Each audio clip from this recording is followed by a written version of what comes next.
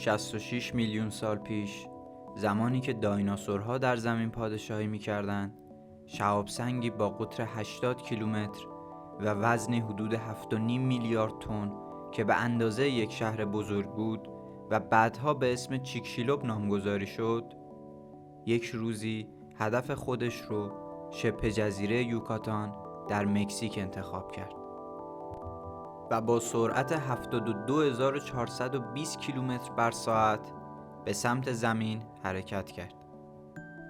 اگر اون زمان ما انسان‌ها بودیم و در مکزیک و اطرافش در اون روز به آسمون نگاه می‌کردیم، یک ستاره پرنور می‌دیدیم که دقیقه به دقیقه بزرگتر و پرنورتر می‌شد. و اما بعد از برخورد این شهاب سنگ به زمین، چه اتفاقی برای زمین و اهالیش افتاد؟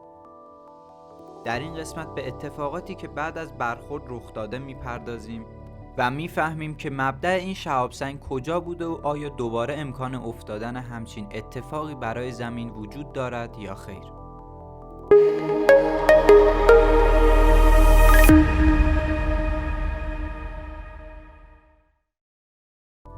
زمانی که این شهاب سنگ غول‌پیکر به خلیجی در مکزیک برخورد کرد، دره‌ای به قطر 150 کیلومتر و عمقی 20 کیلومتری در این خلیج ایجاد کرد و انفجاری به وجود آورد که 100 میلیون برابر قوی‌تر از قوی‌ترین بمب اتم تست شده، یعنی تزار روسیه بود.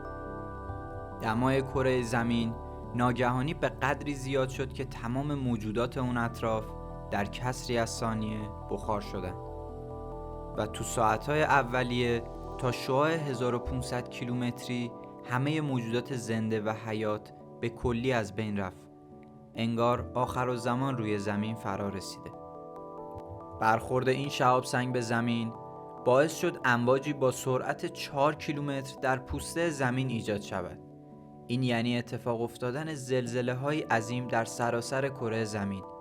زلزله‌هایی که شدت آنها به 12 ریشتر تخمین زده شده است. در پی این زلزله‌ها مگا سونامی‌هایی که امواجی با ارتفاع 1.5 کیلومتر داشتن اتفاق افتاد. اگر می‌خواید به عظمت این سونامی‌ها پی ببرید، باید بگم که برج میلاد 435 متر ارتفاع داره. 15 ساعت بعد امواج سونامی‌ها تمام خطوط ساحلی زمین رو فرا گرفت.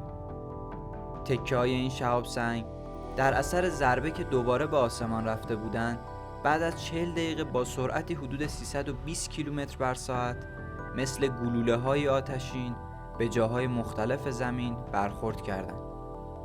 اندازه هر تکه از این شهاب سنگ که دوباره به زمین برخورد کرده بود به اندازه یک اتوبوس بود. این تکه‌ها هر کجا که برخورد می‌کرد باعث آتش سوزی گسترده‌ای می‌شد. اونم در زمانی که انبوه زمین تشکیل شده از جنگل‌ها بود. همین باعث می‌شد سرعت آتش سوزی در سراسر دنیا به شدت افزایش پیدا کنه. اوضاع طوری پیش رفت که در طول فقط 2 ساعت تمامی دایناسورها و 75% از گیاهان و حیوانات از بین رفتند. بعد از این آتش سوزی‌های عظیم و طولانی در سراسر دنیا، لایه‌ای از ذرات سمی و دود این آتش سوزی‌ها دور کره زمین رو فرا گرفت و مانع رسیدن نور خورشید به زمین شد. 1 سال هیچ نوری از خورشید به زمین نمی رسید و تا 2 تا 3 سال بعد هم تنها 10% از نوری که قبلا به زمین می رسید وجود داشت. با این اتفاق این جهنم جاشو با یخبندان و سرما عوض کرد. طی این سالها دمای زمین به طور میانگین 50 درجه کاهش پیدا میکنه و زمین تبدیل به بیابانی خشک و پوشیده از یخ می شود. این نرسیدن نور خورشید به زمین از تبخیر جلوگیری می کرد. همین باعث کاهش 80% بارانها شد و همون بارانهایی هم که می اومد به دلیل وجود ذرات سمی در آسمان به باران اسیدی تبدیل می شد. این بارانها موجب از بین رفتن جانوران داخل آب هم شد و در این بین تنها حیوانات بزرگی که دوام آوردن لاک‌پشت‌ها و کروکودیل‌ها بودند که بقای این حیوانات هنوز برای دانشمندان حل نشده باقی مانده. ذراتی که در آسمان بود و جلوی رسیدن نور خورشید رو می‌گرفت، کم کم از بین رفتن و تابش نور خورشید به زمین به حالت عادی خودش برگشت، اما به سمت زمینی که پر از جنگل و سرسبزی بوده و الان به بیابانی خشک تبدیل شده. با تابش دوباره نور خورشید زمین نفسی دوباره کشید و گیاهانی مثل سرخسا دوباره شروع به رویدن کردند. طی این سالها هیچ غذایی روی کره زمین نبوده. برای همین تمام موجودات بالای وزن 600 گرم از بین رفته بودند که تعداد اون حیوانات باقی مانده هم بسیار کم بود. تا 100,000 سال بعد اندازه حیوانات روی خشکی به همین اندازه بود تا کم کم بزرگتر شدند و اندازه بزرگترین اونا به اندازه یک سگ کوچک رسید. بعد از گذشت 200,000 سال از اون اتفاق، گیاهان بیشتری روی زمین رشد کردند که باعث ایجاد حیات بهتری برای موجودات زنده شد. این گیاهان باعث شدن تنوع حیوانات به 3 برابر برسه و وزن اونا به 25 کیلوگرم.